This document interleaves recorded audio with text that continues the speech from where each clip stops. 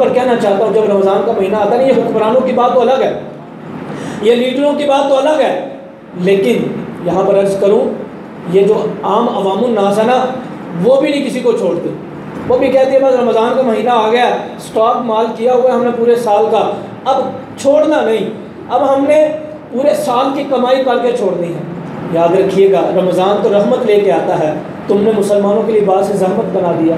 رمضان کو حضرت یوسف علیہ السلام کے بارے میں آتا ہے، یہ جو رمضان کا مہینہ، ایک اس کا اصول یہ بھی فرمایا گیا، رمضان کے روزے اس لیے فرض کیے گئے تاکہ امیروں کو پتہ چلے کہ غریبوں کی بھوک کیا ہوتی ہے۔ یہ فرمایا گیا کہ امیر بھوکے رہیں گے، ان کو پتہ چلے گا کہ غریب جو ایک ٹائم بھوکا رہتا ہے نا، وہ کیسے وقت گزارتا ہے۔ حضرت یوسف علیہ السلام جب مصر پر قحط پڑا تو آپ نے کھانا کھانا چھوڑ دیا تھا۔ وجہ کیا؟ وجہ یہ کہ غریب بھوکے ہیں، میں کیوں کھانا کھاؤں؟ لیکن آج جو کاروباری ہے وہ کہتا ہے بس میں نے ایک مزدور سے لوٹنا ہے، اس سے زیادہ مال کمانا ہے، 10 روپے کی چیز 20 کی بیچنی ہے، 20 والی 50 کی بیچنی ہے، بس زیادہ سے زیادہ مال آنا چاہیے۔ یار جب اللہ رمضان کے مہینے میں رحمت کرتا ہے تو آپ بھی اپنے دل کو وسعت دیں، اپنے دل کو وسیع کریں۔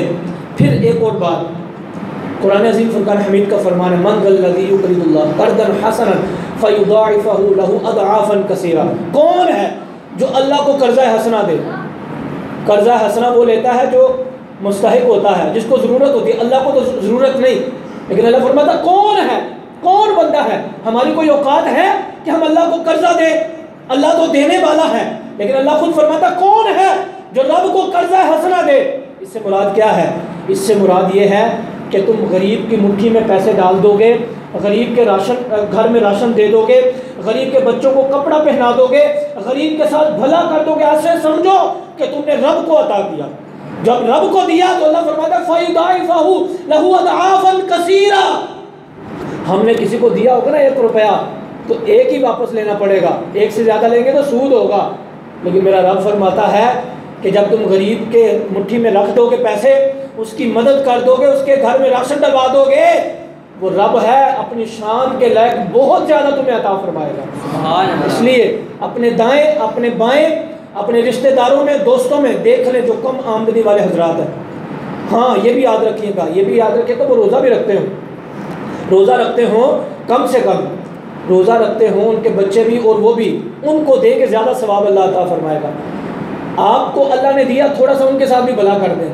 کبھی کبھی ایسا بھی ہوتا ہے کہ ساتھ والا ہمارا ہمسایہ زکوٰۃ کو مستحق نہیں ہوتا لیکن اس کی آمدن کم ہوتی ہے، آپ کو اللہ نے زیادہ دیا تو آپ زکوٰۃ سے ہٹ کر بطور تحفہ آپ اس کو چھپ کر اس کو دے دیں تاکہ اس کو شرم محسوس نہ ہو، لوگوں کے سامنے نہیں۔ کبھی ایسا بھی ہوتا ہے کیونکہ رمضان کے مہینے میں اخراجات زیادہ ہو جاتے ہیں اور معاملات زیادہ ہو جاتے ہیں، تو اس لیے یہ دونوں چیزوں کو مد نظر رکھ کر زندگی گزاریں گے تو انشاءاللہ اللہ تبارک و تعالیٰ برکت عطا فرمائے گا۔